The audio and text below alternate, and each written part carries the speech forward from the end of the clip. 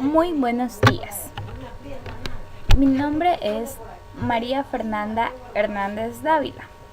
El tema que me ha tocado hoy exponer son los circuitos equivalentes de Thevenin y Norton. Aquí dice circuitos equivalentes de Thevenin y Norton. Sea cual sea el equivalente obtenido, es más fácil pasar al otro equivalente, sin más que aplicar el teorema correspondiente. Así, por ejemplo, supongamos que hemos calculado el equivalente de Thevenin de un circuito y hemos obtenido el circuito de la izquierda de la figura siguiente. Aquí tenemos lo que podemos apreciar la figura. Aplicamos el teorema de Norton a las figuras de la izquierda. Calcularemos qué pasa entre ellos, que será la corriente ohmios. Aquí tenemos lo que son los ohmios, tenemos 20 ohmios y tenemos el voltaje que es de 10. Por lo que nos quedará el circuito equivalente de Norton de la derecha. Aquí lo podemos apreciar. Bueno, aquí dice equivalente de Thevenin.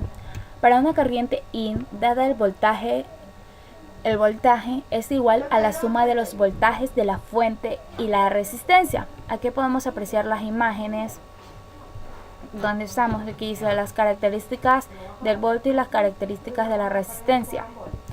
Aquí están las figuras donde los podemos apreciar mejor. Aquí dice calculando voltio y resistencia. Para definir una recta solo son necesarios dos puntos. Por lo tanto, se pueden buscar dos puntos a conveniencia, circuitos abiertos en terminales A y B. Aquí tenemos una imagen donde podemos aplicar el voltio y la resistencia. Aquí tenemos una fórmula. Aquí dice método alternativo de fuentes. Apagar todas las fuentes.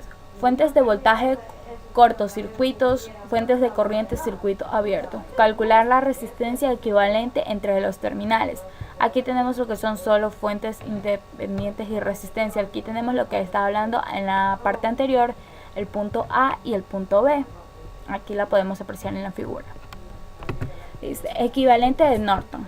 Una red compuesta por fuentes de voltaje, fuentes de corriente y resistencia pueden ser reemplazadas por un circuito equivalente, compuestos por A, una fuente de corriente independiente, B, en paralelos con resistencia, el cual tiene idénticas propiedades, características, voltios en los terminales.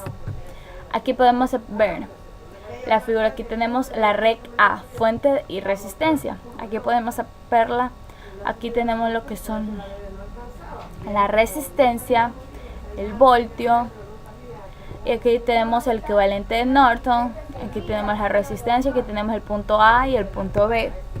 Dice, utilidad del equivalente de Norton. Se puede establecer una equivalencia simple entre el equivalente de Thevenin y el equivalente de Norton, aplicando las expresiones de transformación de fuentes.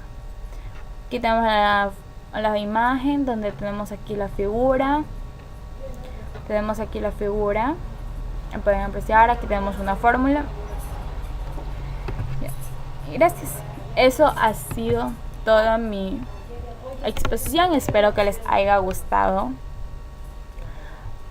Muchas gracias.